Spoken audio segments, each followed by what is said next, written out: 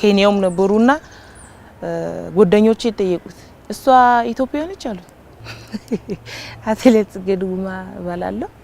አሞኑ ባሸነፍኩትን በ800 ሜትር የዓለም ቤት ውስጥ ድር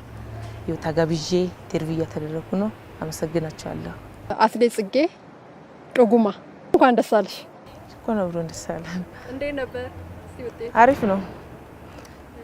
አሪፍ ነው እግዚአብሔር ይመስገን በመጀመሪያ ኤድል እስከዚህ መጣችሁ እግዚአብሔር ያክብርልን መጀመሪያ ማመሰግነው እግዚአብሔር ነውና የኔ መነሻ በጣም ፈተና የነበረው ግን ቢሆንም